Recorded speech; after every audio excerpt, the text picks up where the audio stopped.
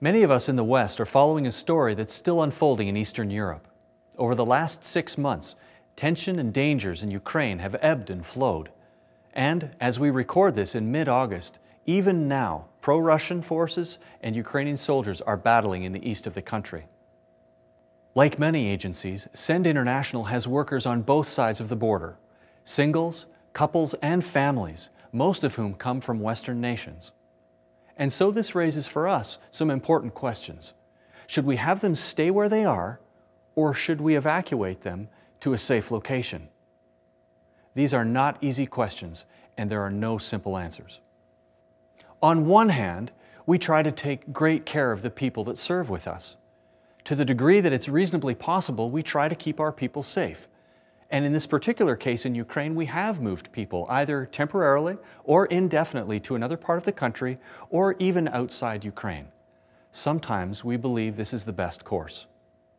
On the other hand, some workers sense the call of God to stay. And when a foreign worker makes that decision to stay among those who have no option to leave, they communicate something very important. When friends exhibit selflessness and a willingness to suffer together, trust is deepened.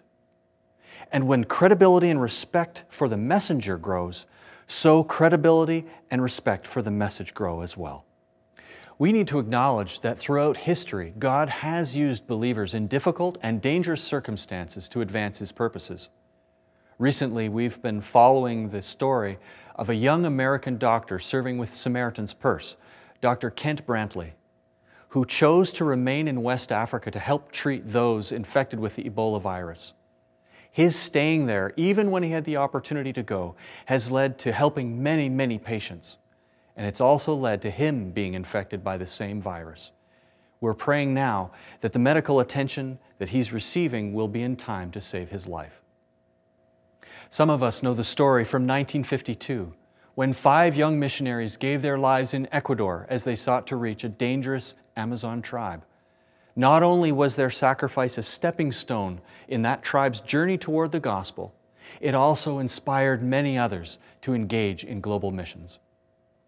Only heaven will fully display the mysteries of God's purposes, and we realize that sometimes it's going to be wisest for us to move people out of certain situations. But we also want to remember, with humility and with courage, that God uses His servants in dangerous circumstances. And humbly and quietly and with great love for our fellow workers, we realize that sometimes that's what it will take to accomplish the Great Commission.